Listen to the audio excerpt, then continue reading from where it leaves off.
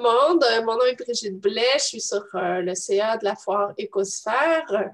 Je suis en compagnie d'Éric Ferland, le directeur général, et de Marie-Soleil qui l'appuie, qui est son bras droit. Et puis, je vous présente aujourd'hui une conférence de Dr. Patrick Gaudreault. C'est dans le cadre donc, de la foire Écosphère virtuelle. Monsieur Gaudreault va nous parler de comment exprimer son plein potentiel de santé au naturel. Alors, je vous présente Dr. Gaudreault. Il est chiropraticien. Il a obtenu son diplôme de doctorat en chiropratie à Palmer Chiropractic College en Iowa, aux États-Unis. Au cours de sa formation, Dr. Patrick a participé à une mission chiropratique auprès de la population défavorisée d'Haïti. Établi depuis maintenant 25 ans dans le centre-ville de Hull, à Gatineau, il favorise la prévention et la correction. Son approche diversifiée permet de traiter une grande clientèle allant des bébés aux personnes retraitées. Dr. Patrick s'intéresse grandement à la santé globale. Alors, bonjour, Monsieur Gaudreault. Vous pouvez parler maintenant. Je vais vous laisser la parole, en fait. Bien, merci beaucoup. Ça nous fait plaisir de revoir Écosphère. Ça fait plusieurs années qu'on est jumelés à Écosphère, normalement en présentiel, en personne, mais bon, cette année, on s'adapte un peu tout le monde à la situation. Alors, ça nous fait plaisir d'expérimenter ça virtuellement. Puis, surtout la philosophie derrière Écosphère, tout ce côté naturel-là, ça nous rejoint, la chiropratique, le fait d'être naturel, une approche naturelle. Alors, ça nous fait plaisir d'être un partenaire et on envisage de rester avec Écosphère longtemps. On aime beaucoup ce que vous faites. Parfait. Vous pouvez commencer votre présentation. Oui, à ce moment-là, on va mettre un petit vidéo. On a préparé un petit vidéo. Je pense que c'est peut-être la meilleure façon de vous montrer un peu comment la chiropratique pourrait vous aider puis comment on peut vous évaluer. Et par la suite, s'il y a des questions, n'hésitez pas, que ce soit aujourd'hui par téléphone ou par courriel, par l'entremise de notre site web. Ça nous fera plaisir, évidemment, d'essayer d'aider le plus de gens possible ici de façon naturelle. OK, parfait. Donc, les participants, si vous avez des questions, vous pouvez les rédiger en allant sur l'icône Converser, tout au bas de votre écran. Et puis, M. Gaudreault va pouvoir y répondre à la fin de la présentation. Merci beaucoup. On peut y aller. Bon visionnement. Merci.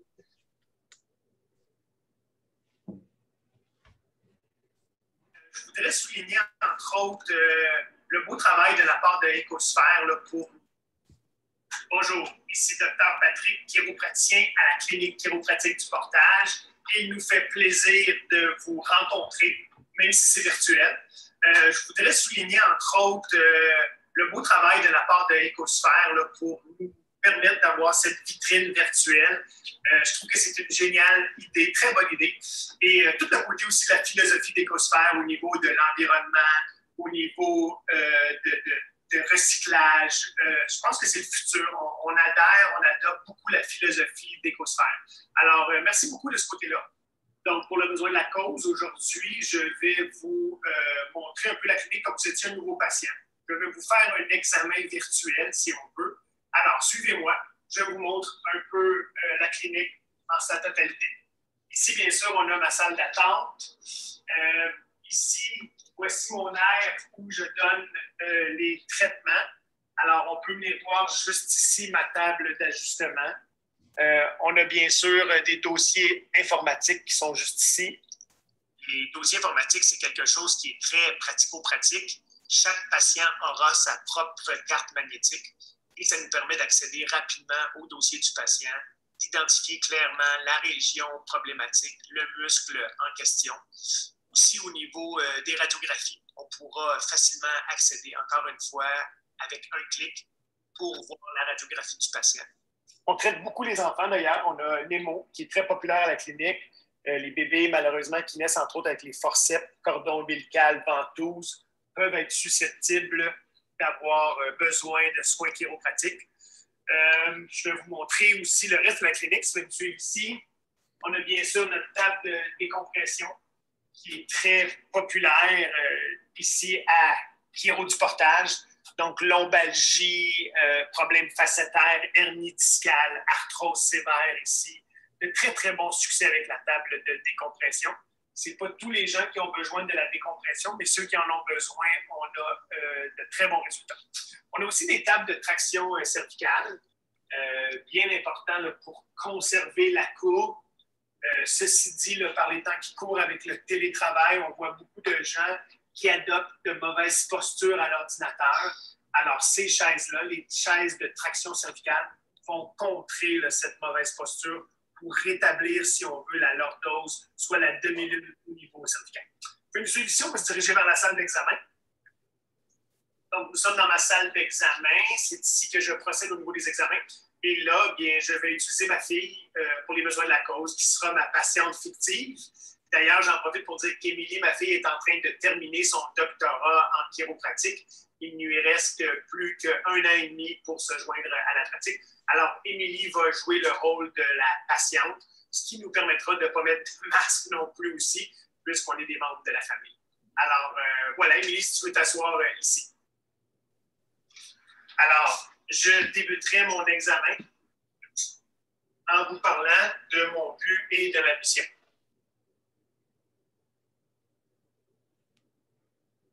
Donc, ça fait 25 ans que je suis ici et mon but, ma mission est d'ajuster, d'éduquer le plus grand nombre de familles possible vers une santé optimale, vers le meilleur niveau de santé possible par l'entremise des soins chiropratiques, qui est une approche naturelle. Donc, on veut éviter encore une fois la médication, les chirurgies. Et ce qu'on recherche, entre autres, c'est d'avoir une colonne en bonne santé. Donc, quand on parle d'une colonne en bonne santé, on veut avoir les 3 courbes de la colonne vertébrale, qui sont entre autres la courbe cervicale dans les 7 premières vertèbres. Ensuite, on a la syphose dorsale dans la portion du milieu, les 12 dorsales qu'on appelle, et bien sûr la lordose lombaire, la dernière portion, les 5 lombaires, pour un total de 24 vertèbres, 31 paires de nerfs qui viennent se brancher à même la colonne, la moelle épinière qui, soit dit en passant, est la continuité, l'extension du cerveau. Donc, ces nerfs viennent se brancher sur votre moelle épinière et permettent la circulation de l'influx nerveux, de l'électricité qui va bien sûr aller alimenter chacune des cellules, tissus, organes du corps. Donc, on veut avoir la meilleure communication possible. Et malheureusement, il y a une condition qu'on appelle, nous, une subluxation, un nerf de coincé, qui va entraîner une vertèbre à se déplacer et à venir créer une interférence nerveuse. Et cette interférence nerveuse, elle est problématique.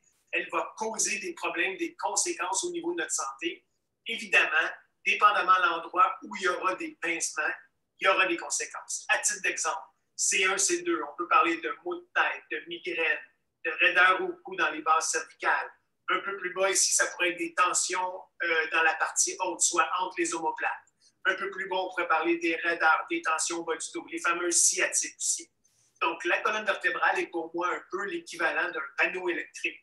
Une belle façon de faire un parallèle. Donc, chacune des vertèbres est un peu comme un fusible et dépendamment du fusible de la vertèbre qui est affecté, il y aura des conséquences à ça. Je vais vous montrer ici un petit tableau qui représente bien le système nerveux. Question de simplifier les choses un peu.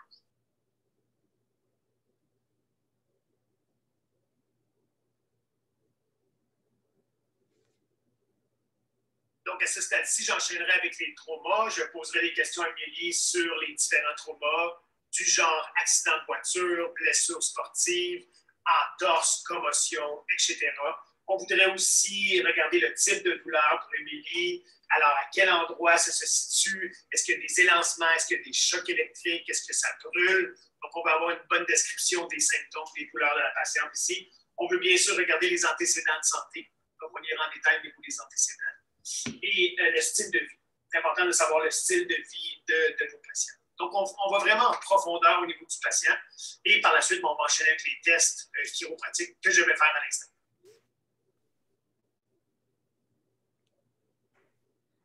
Donc, ici, un des tests qu'on utilise, c'est le posturomètre. Très important pour voir la répartition de poids entre le côté gauche et le côté droit.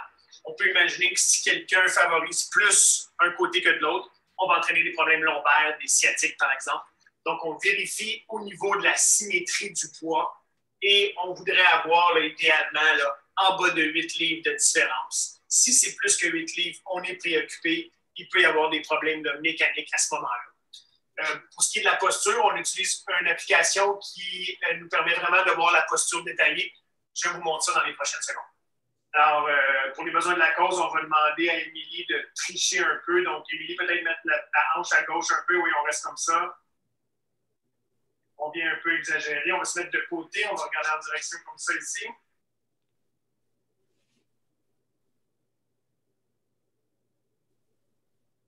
On peut envoyer tes cheveux un peu derrière, Émilie, pour dégager ton oreille. Oui, comme ça, c'est parfait. Là, on aurait une antériorité du crâne importante. Voilà. Alors, cette application nous permet vraiment de faire une analyse détaillée de la posture. On le sait ici, Émilie a exagéré, a vraiment un débalancement postural important, mais regardez un peu ce que ça nous permet d'aller voir. Alors, on vient tracer au niveau des pupilles, ensuite sous le nez, les épaules. Ici, on peut voir un débalancement d'épaule important. Le bassin, évidemment.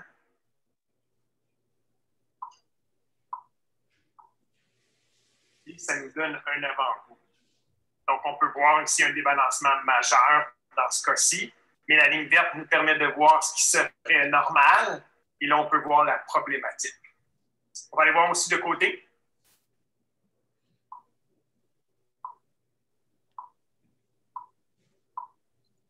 Donc, au niveau de la cheville, de la malléole, du genou, de la tête fémorale, de l'épaule, c'est très bien. La ligne verte et la ligne rouge se superposent. Par contre, la problématique, c'est l'antériorité du crâne.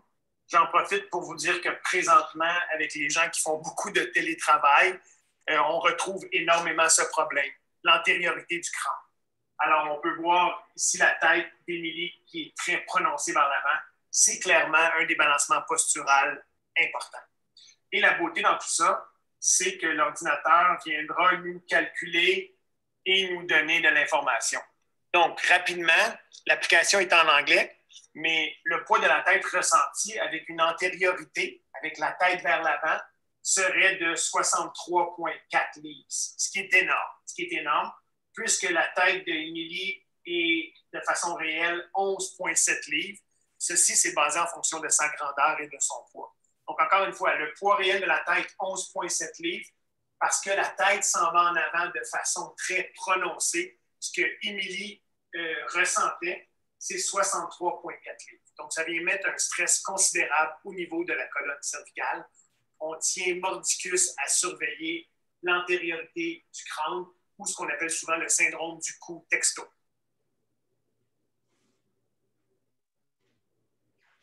Donc, la prochaine partie serait ce qu'on appelle les tests orthopédiques neurologiques. On n'ira pas en détail aujourd'hui. Je vais vous donner un avant-goût. Donc, Émilie, je t'inviterai à marcher sur les talons pour commencer. On va marcher sur les talons. J'aimerais, Émilie, si on peut revenir sur la pointe des pieds. Donc, clairement, tout ça, c'est normal. On va inviter le patient à venir s'asseoir ici. Encore une fois, on voudrait savoir si le patient se présente au niveau d'un problème de lombaire, de cervical, de bout de tête, d'épaule, de poignet, de cheville, puisqu'on adresse les différents endroits du corps. Alors, bon, aujourd'hui, c'est vraiment quelque chose de général. Donc, une des choses, c'est d'aller voir la sensation.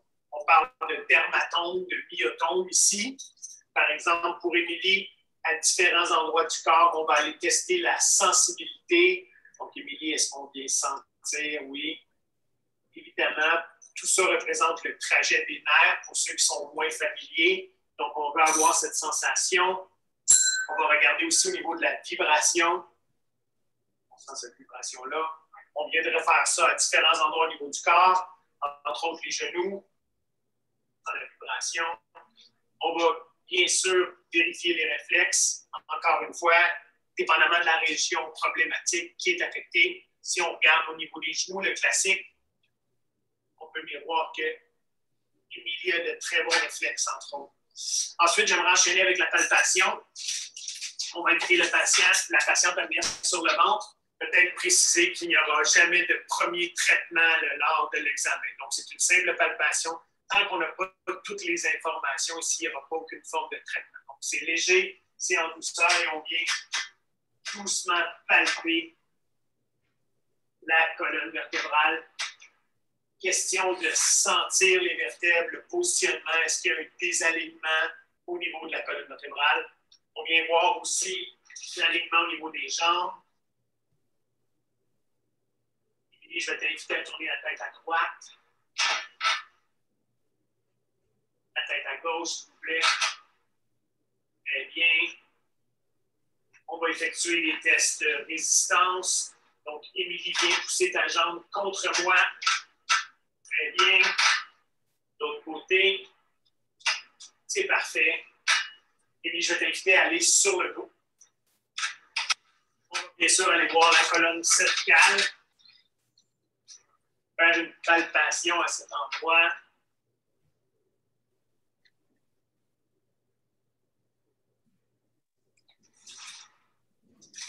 Donc, ça nous permet de sentir, de voir le mouvement, de détecter s'il y a des anomalies, est-ce qu'il y a des restrictions au niveau de l'amplitude de mouvement.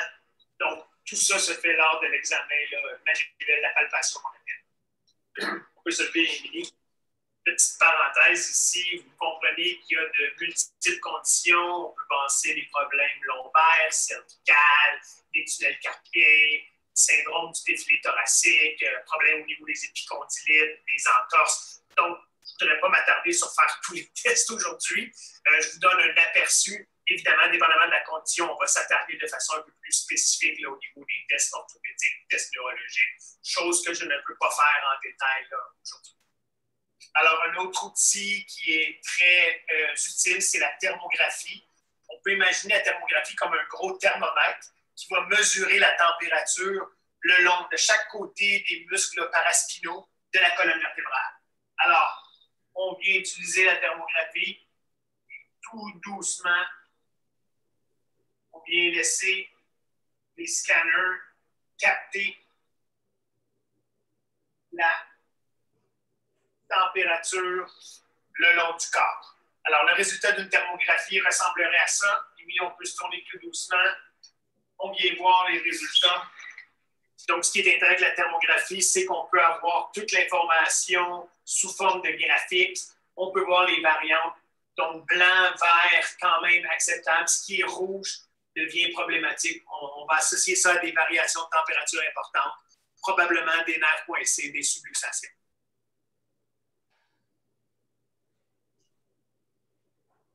Donc, par la suite, on invitera notre patient, si nécessaire, à aller prendre une radiographie. Nous avons ici à la clinique chiropratique du Portal une radiographie numérique. Donc, ça nous permet de voir énormément de détails, d'informations sur la région qui sera visée, à savoir l'aspect dégénératif. On parle de la phase normale, bien espacée, phase 1, où on perd la courbure. Phase 2, on a ce qu'on appelle les ostéophytes, les bavures osseuses qui s'installent. Et ainsi de suite, on voit la colonne qui se dégénère. Alors, la radiographie nous permettra d'aller voir clairement ce qu'il y en est, chose qui est difficile, voire impossible à détecter seulement avec nos mains. Et aussi au niveau de l'alignement. Donc, si on a une vertèbre qui est en rotation, qui est déplacée, bien, la radiographie nous permettra d'indiquer au niveau du déplacement. Donc, la radiographie est un outil là, très important pour nous, les chiropraticiens. Autre aspect important, c'est l'idée de diagnostiquer une bonne condition, que ce soit clairement juste musculo-squelettique. On veut s'assurer qu'il n'y ait pas de tumeur, qu'il n'y ait pas de fracture, qu'il n'y ait pas de cancer. Et la radiographie nous permet d'éviter plus souvent qu'autrement ces conditions-là et de pouvoir référer. Donc, dépendamment de la condition du patient, vous avez compris qu'on va choisir la région dont on va prendre des radiographies. Donc, je vous montre un aperçu avec Émilie. Évidemment, ceci va varier d'un patient à l'autre.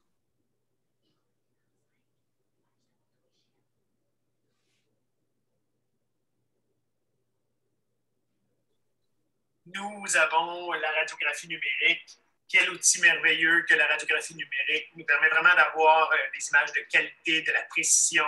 On peut changer le contraste. Tout ça va nous aider à faire un bon diagnostic pour le patient.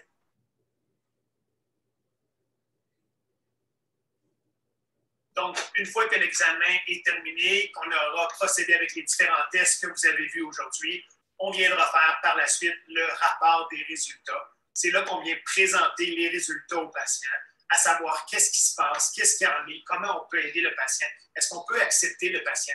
Alors, on vient mettre toute l'information, les différents tests, et là, on pourra à ce moment-ci s'asseoir et expliquer là, la condition au niveau du patient et comment on va aborder tout ça.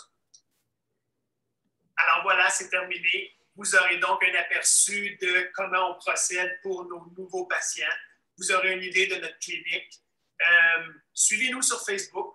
On a plusieurs capsules. Je vais vous en laisser quelques-unes d'ailleurs qui sont particulièrement populaires. Et vous pouvez prendre directement un rendez-vous en ligne par l'entremise de notre site web. Alors, merci beaucoup. Bonne conférence, bonne exposition, bonne écosphère. À la prochaine. Merci beaucoup. Ça fait plaisir, Brigitte. Ben oui, c'est une bonne présentation. Après ça, j'imagine qu'il y a toute l'étape des soins. Tout à fait, oui, exactement. Là. On va voir si, encore une fois, on peut accepter le patient. Puis après ça, ben, comment on procède au niveau des soins, de l'approche, des différents traitements qu'on va faire. OK. Pour les gens qui ne sont jamais allés chez un chiropraticien, là, quel genre de soins est-ce que vous offrez, finalement? J'aime bien la question. Souvent, les enfants m'appellent docteur Cric-Crac-Croc.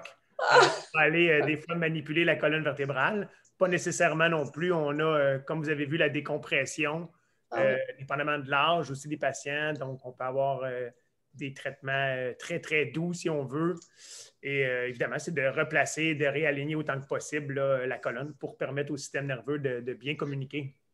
OK, parfait. Je vais dire aux participants, si vous avez des questions à poser, vous pouvez cliquer sur « Converser » tout au bas de l'écran ou vous pouvez lever la main en cliquant sur « Participants » et lever la main. Et je vais vous donner la parole à ce moment-là. Vous allez pouvoir ouvrir votre micro. Vous pouvez aussi écrire votre question si vous préférez, puis je vais la transmettre à Dr. Gaudreault. En attendant, ben, je vais y aller avec une question. Moi, quand ma fille était bébé, quand elle est née, premièrement, elle avait une grosse tête dans les 100 percentiles.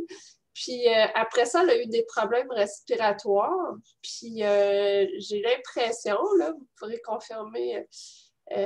j'ai l'impression que quand elle est sortie, quand elle est née, ça a compressé son cou. Puis là, je me demande, est-ce que c'est le fait, est-ce qu'il y a des hormones dans le cou?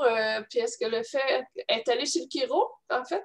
Puis elle faisait de l'asthme à 2 ans, en fait. Puis en allant chez le chiro, elle a arrêté de faire de l'asthme.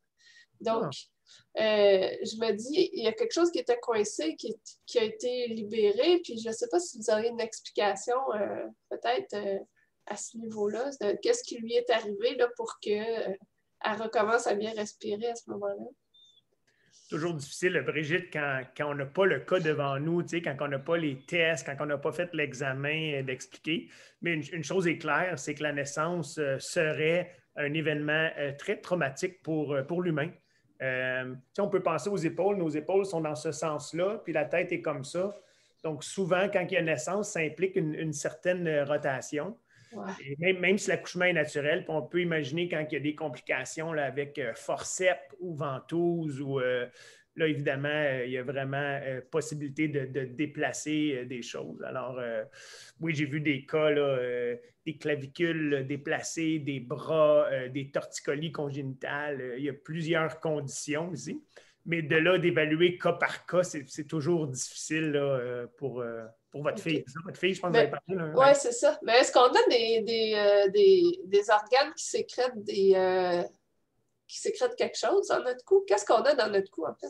Bien, on a tous les nerfs. Hein? Ça revient toujours un peu aux nerfs pour mettre ça simple. Je ne voudrais pas aller en détail, mais quand les nerfs sont coincés, il y a des problématiques de santé qui s'engendrent. Donc, un torticolis congénital qu'on voit assez souvent quand il y a des naissances compliquées, ça peut causer des problèmes ici. Là, des fois, j'ai des patients qui vont me parler d'engourdissement dans les bras suite à une chute où clairement, on vient pincer, on vient coincer ce nerf.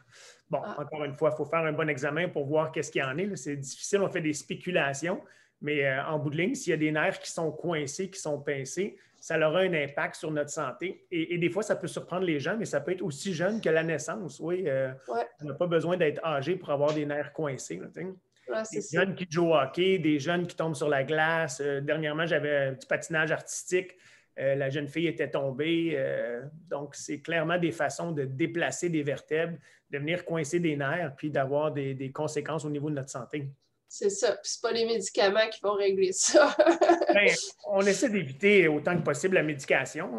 Bon, on est tous conscients qu'il y a des effets secondaires, mais des fois, on n'a pas le choix. Hein. Je veux dire, c'est nécessaire dans certains cas. Mais je pense entre autres aux antidouleurs, là, des fois qui sont assez dérangeants là, pour le corps, là, des effets secondaires attachés à ça. Surtout les opioïdes. Je veux dire, tout le monde le sait, les opioïdes, présentement, on en parle beaucoup, beaucoup. Si on peut les éviter, ça sera toujours une bonne chose. Oui, exactement.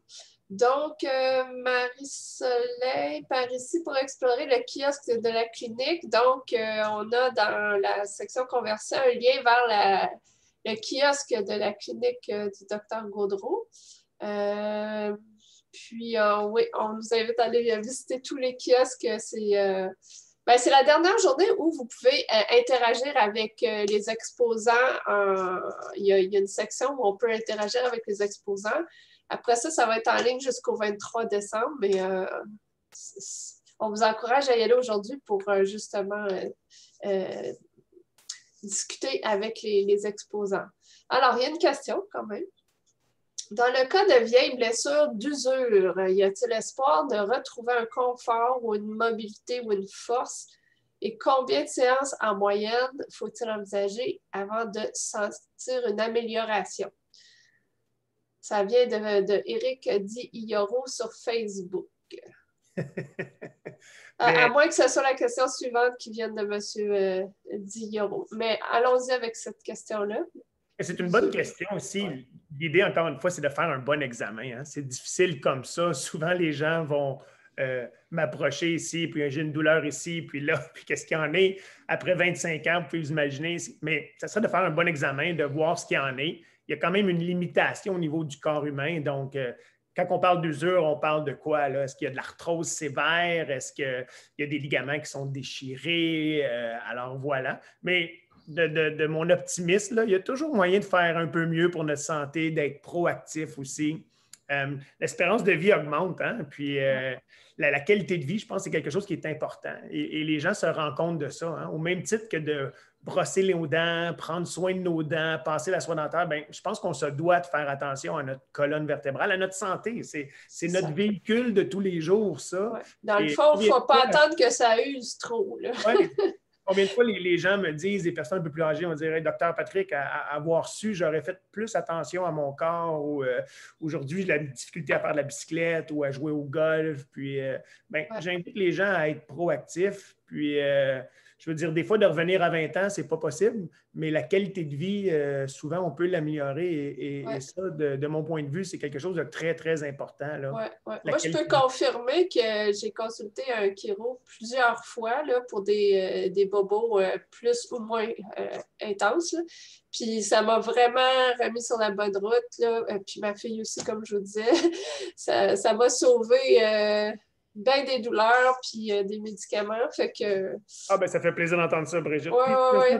Ce qu'on veut faire. Tu sais, ceux qui ne l'ont pas essayé encore, là, attendez pas que ça soit usé. C'est ça que je me dis. Là. La qualité de vie revient bien plus vite quand on s'en occupe.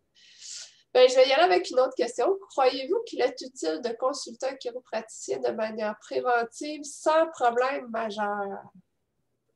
Tout à fait. Tout à fait, oui. C'est toujours la discrétion du patient, c'est important qu'il est là. Mais je le disais un peu tantôt, un peu la même chose que les dents. Tu sais, on s'occupe de nos dents, on n'attend pas d'avoir mal aux dents pour s'occuper de nos dents. On va être proactif. Je pense que la plupart des gens font des nettoyages réguliers chez le dentiste. On n'a pas nécessairement mal aux dents quand on va voir notre dentiste. Mais je pense que c'est un peu la même chose. Puis les activités de tous les jours font que notre colonne vertébrale, notre corps est exposé à des stress. Ramasser les feuilles de ce temps-ci, le télétravail serait certainement un bon exemple. J'ai tellement de gens qui se plaignent du télétravail ici, pelleter, la neige l'hiver, le stress de tous les jours. Pourquoi attendre d'arriver au pied du mur pour consulter? Hein? Donc, oui, les visites préventives, c'est quelque chose que moi, j'encouragerais. Encore faut-il que le patient ait envie de faire ça. Oui, effectivement. Mais la prévention, ça sera toujours une bonne chose, là, que ce soit nos voitures, nos dents, notre colonne vertébrale. C'est quelque chose d'important. Il faut être proactif, je pense. Oui. Je vois qu'Isabelle a la main levée, donc elle peut allumer son micro et poser sa question, même sur la caméra, si vous voulez. Non, je vais garder ma caméra fermée. Mais... Okay. Oui, j'ai une question. Moi, je suis déjà allée voir un chiropraticien dans le passé. Puis, moi, quand je vois votre clinique, vous avez une clinique qui est assez top-notch côté technologie. Vous avez tous les tests et tout. Fait que moi, ce que je me souviens, c'était vraiment une salle, une table, puis ça s'arrêtait à là. Est-ce que, parce que je pensais y retourner, je ne suis pas dans votre région, là, mais je pensais y retourner. Est-ce que je devrais juger la qualité de choisir un chiropraticien par la clinique? Est-ce que toutes ces choses-là affectent la qualité de, mettons, si je me demande ce qui se passe avec mon dos, est-ce qu'ils ont tous besoin de ces technologies-là? Très bonne question aussi. Il y a clairement de très bonnes cliniques à l'extérieur de notre clinique. Il y a quand même un contexte chez nous. Hein. Ma fille s'en vient. Moi, elle est en train de faire son doctorat présentement à Trois-Rivières. Donc, il ne reste plus qu'un an, puis elle va se joindre à nous. Papa en est très fier d'ailleurs. Mais donc, oui, on a investi dans notre clinique pour avoir les outils technologiques à point, si on veut. Mais je pense qu'il y a moyen d'avoir de très bons services sans nécessairement avoir tous ces outils-là. Moi, j'ai longtemps eu la radiographie avec des films et c'était quand même là, efficace. Maintenant, la technologie nous permet d'accéder au numérique. Tant mieux. Hein? Si on peut accéder à ça, pourquoi pas? Mais tout à fait, moi, je poserais des questions. Trois-Rivières forme maintenant les chiropraticiens, je trouve très bien. Là. On est très fiers du doctorat qui se donne à Trois-Rivières. Ça fait déjà 25 ans que le doctorat se donne à Trois-Rivières, à l'UQTR. Alors, non, moi, je serais très en confiance d'aller voir d'autres cliniques sans problème. OK, donc à Trois-Rivières, ils peuvent nous référer à des chiropraticiens diplômés qui sont dans notre région? Vous pouvez contacter l'Ordre, bien sûr, UQTR. Okay. Vous pouvez me contacter directement. Moi, ça me fait autant plaisir de référer des gens à l'extérieur. J'ai référé dernièrement quelqu'un à Philadelphie, la sœur d'une de mes patientes, puis de savoir que quelqu'un va consulter ailleurs ou chez moi, là, c'est un grand bonheur. Je pense qu'on se doit au moins d'aller faire un examen, de voir ce qu'il y en est, d'avoir peut-être une deuxième opinion et de voir notre santé. OK. Oh, iPad de Jean. Y a-t-il quelqu'un d'autre? Bon, il n'y a pas d'autres questions pour l'instant. Je peux peut-être vous en poser une autre, moi.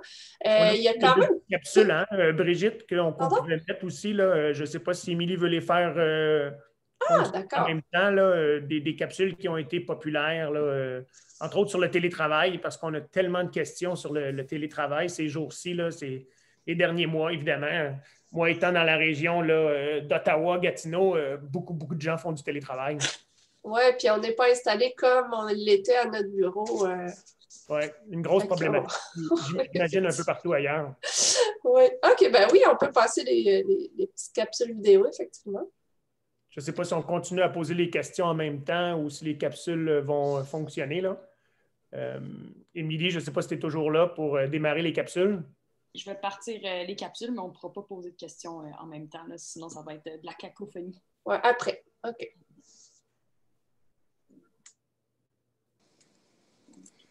Capsule sur l'ergonomie. Ici, Dr. Patrick Gaudreau, chiropraticien. Dernièrement, beaucoup de patients m'ont contacté pour des douleurs reliées à leur télétravail. J'en suis donc venu à la conclusion que l'ergonomie à la maison n'est pas adéquate. Alors, je veux partager avec vous quelques conseils qui vont vous aider à être plus efficace au niveau travail, à éviter les maux de dos, les maux de corps, et à avoir une meilleure santé globale. Je recommande une bonne chaise ergonomique. Investir dans une bonne chaise ergonomique, c'est investir dans votre santé. Alors, point important, on veut avoir les bras à 90-100 degrés, comme on peut le voir ici. On veut bien sûr avoir un support lombaire pour garder la courbure dans la région du bas du dos, la région lombaire. Et on peut avoir une chaise qui nous permet de l'ajuster en termes de hauteur. Donc, on va avoir les jambes à 90 degrés. Vous avez une simple chaise de cuisine. Question de sauver les meubles, sauver votre dos. Voici quelques trucs pratiques. Alors, question de hauteur, je vous invite à considérer un coussin qui vous permet d'ajuster la hauteur nécessaire par rapport à votre bureau, votre écran d'ordinateur, et de plus, c'est confortable. Donc, on vient s'asseoir. Conférencier dans le cadre du projet Ecosphère. C'est le support au niveau du lombaire, la région lombaire, la fameuse courbe qu'on parle tout le temps. J'aime bien l'idée du chandail, de la serviette. Donc, on vient rouler, par exemple, le chandail pour ensuite l'attacher à l'arrière de la chaise, ce qui nous permet d'avoir un certain support, confort pour le bas du dos. Le dernier point, c'est bien sûr d'éviter de croiser les jambes. On ne veut pas travailler de cette façon, on ne veut pas travailler de cette façon. Quand on croise les jambes, on vient favoriser un débalancement au niveau du bassin, donc plus sujet à avoir des problèmes de dos.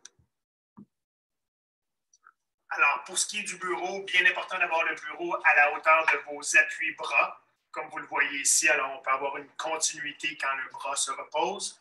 On veut avoir votre ordinateur à environ 1 mètre de distance des yeux et bien important, la hauteur.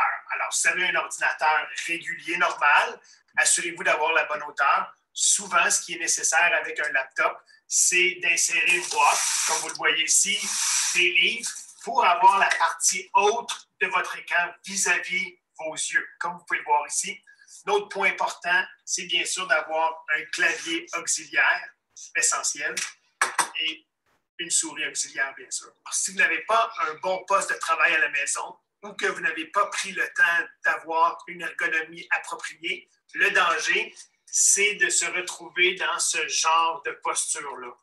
Et je m'explique, le dos vers l'avant, les bras trop près du corps, tout ça, vous avez compris, va engendrer plein de problèmes de santé, de douleurs, de raideur, de maux de tête, d'inconfort. Alors, on appelle ça dans notre domaine, dans notre jargon, le syndrome du cou texto. Et c'est un peu comme texter sur notre cellulaire à longueur de journée, la tête penchée. Alors, on veut suivre ces quelques consignes pour éviter ces problèmes-là. Alors, c'est très important de prendre des pauses. Premièrement, je vous invite à prendre une pause d'eau. Je constate qu'on ne s'hydrate pas assez régulièrement lorsqu'on fait du télétravail. Hydratez-vous, c'est important. Deuxièmement, levez-vous à toutes les heures. Toutes les heures, je vous invite à vous lever et à faire de simples étirements. On pense aux bras, hein? On vient toucher le sol, par exemple. On peut avoir des élastiques dans notre bureau, dans notre tiroir, et là, on vient faire quelques étirements.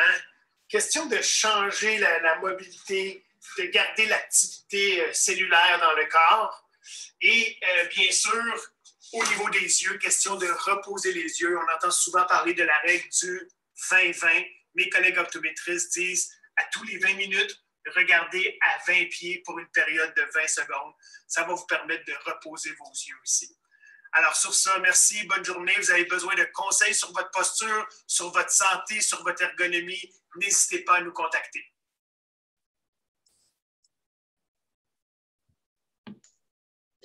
Très bien. Merci beaucoup. Est-ce qu'il y a des questions par rapport à la posture?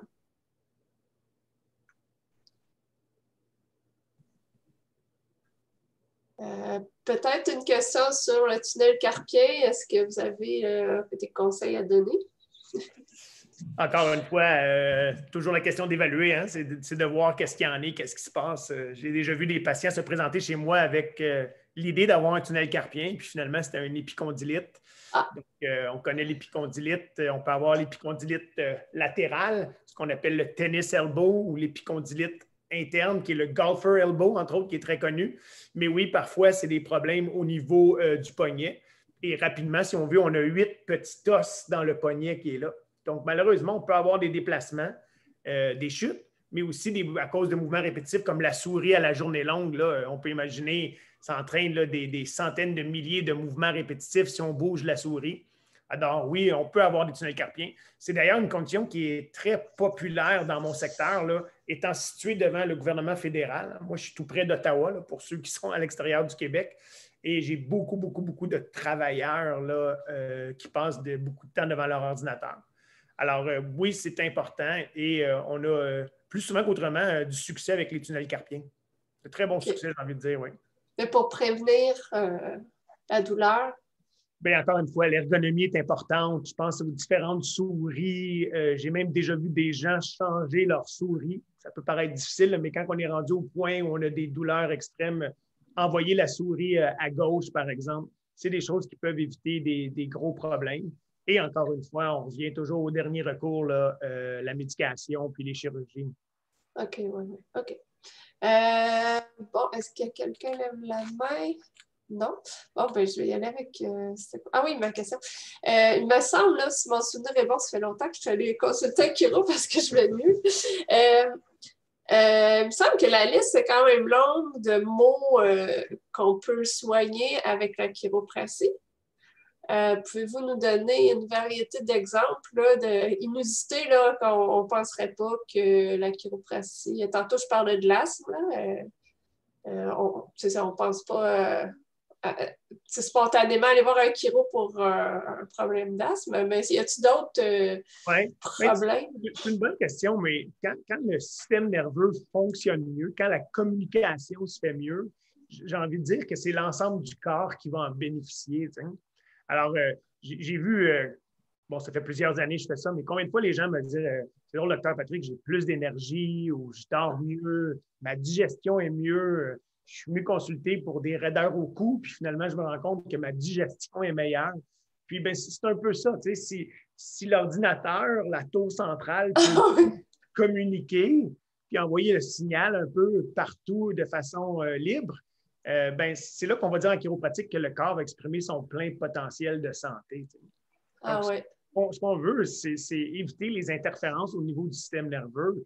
Et bon, on le sait tous, mais le corps, c'est une merveilleuse machine. Hein? Je veux dire, le corps a la capacité de guérir. Tu sais, je dis souvent aux patients, j'ai dit, on se coupe, on a une coupure, notre corps va guérir, il va avoir cicatrisation, il va avoir coagulation, les globules blancs, puis il y a toute une organisation derrière ça. Notre corps est intelligent, mais encore faut-il qu'on ait une bonne communication, que notre système nerveux fonctionne bien. Hein? Okay. J'ai déjà vu quelqu'un, moi, qui était tombé dans les escaliers, a fait une vilaine chute, puis suite à la chute, s'était retrouvé avec une jambe pratiquement paralysée. Tu sais. Donc, clairement, on vient écraser le nerf. Et là, à ce moment-là, la vie ne se rend plus. Hein? Le nerf ne communique plus avec la jambe ici.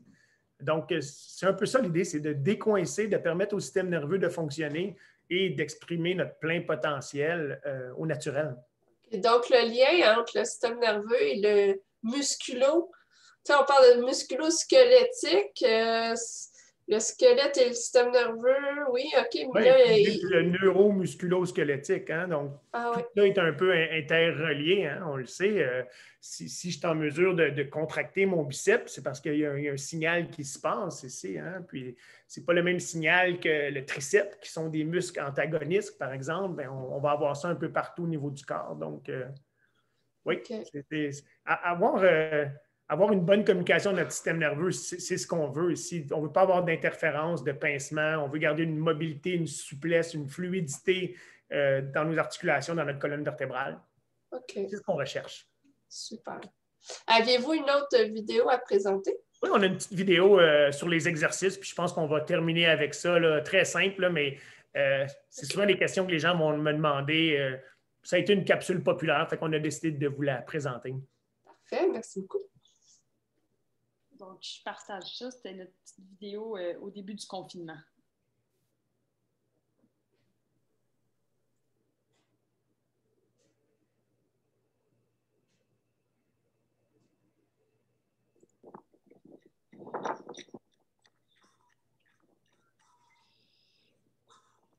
Cette période de confinement, je déclare que l'hiver est enfin terminé.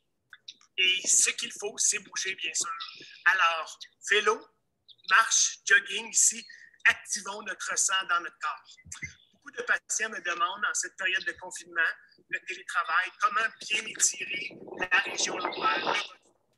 Je vous donne 3 exercices pour bien étirer votre bas de dos. Alors, voici mon numéro 1. On procède avec le cobra. Le cobra, on s'installe sur le ventre. On vient mettre les avant-bras par terre. et on vient tout simplement faire une extension du bas du dos. On relâche, on laisse le front toucher par terre, on revient avec une extension des lombaires, idéale pour les raideurs, les inconforts, lombago, même hernie discale.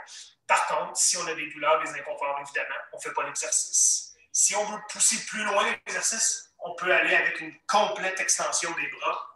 Donc, on vient étirer le bas de dos. Et c'est pour ça, d'ailleurs, qu'on l'appelle le cobra. Alors, on relâche. On revient. Complète extension. C'est mon numéro 1. Maintenant, on enchaîne avec le numéro 2. Je l'ai baptisé le tourniquet. Alors, on s'installe sur le ventre. On vient mettre les bras en extension et on prend la jambe opposée, donc dans ce cas-ci, la jambe gauche, et on l'amène sur mon côté droit. On vient étirer encore une fois la musculature du dos, particulièrement le côté gauche de mon bas de dos. On revient et on ramène la jambe droite, cette fois-ci sur le côté gauche. Si vous êtes bien sûr confortable, vous pouvez vous permettre d'amener la jambe plus loin, mais évidemment, c'est important d'y aller avec contrôle.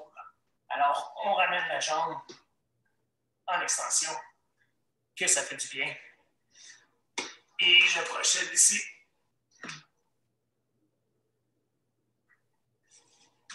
Alors, voilà pour le tourniquet. Alors, allons-y pour le troisième et dernier exercice, la bonne vieille planche. Tout est dans l'exécution. Alors, on s'installe sur les avant-bras. Pour ceux qui sont moins expérimentés, on s'installe sur les genoux. Et bien important de contracter les abdominaux, contracter les fesses. Pour ceux qui sont plus expérimentés, je vous invite à venir vous positionner sur vos orteils, donc les genoux ne touchent plus par terre. Et on regarde bien droit devant avec une légère extension de la tête. Et très important de contracter encore une fois les fesses et les abdominaux. Le dos doit être bien droit, d'où le nom, bien sûr, la planche. En anglais, on dit the plank. Et on contracte les abdominaux et les fesses. Alors, vous devriez faire cet exercice-là pour environ 30 secondes, 1 minute si vous êtes en mesure de venir le faire, une pause, et répétez environ 4 à 5 fois, matin et soir. Alors, en terminant, bonne fin de journée, bon confinement, et s'il vous plaît, on grouille avant que ça roule.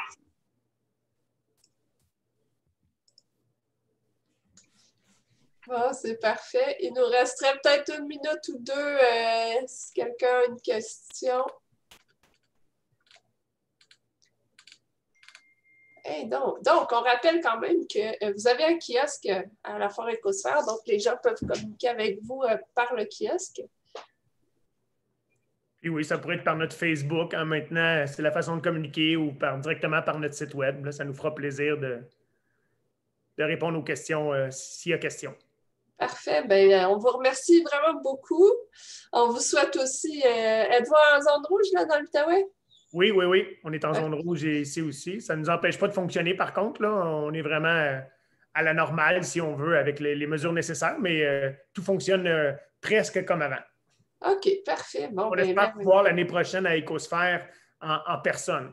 En vrai. On l'espère agréable. On l'espère en même temps. Ouf, c'est encore une grosse inconnue. Ouais. Ah là là. Alors, merci à tout le monde. Puis, on vous rappelle que c'est la dernière journée pour discuter avec les exposants dans les kiosques de la Foire Écosphère virtuelle. Et puis, sinon, les kiosques vont rester en ligne jusqu'au 23 décembre. On vous encourage cette année pour Noël à consommer vert et local. Donc, c'est une occasion de le faire. Ben voilà. Éric, est-ce que tu voulais ajouter quelque chose? Un gros merci encore une fois. Merci de la belle collaboration. Puis on espère se voir l'été prochain. Ouais. Merci. Bye bye tout le monde. Merci. Bye bye.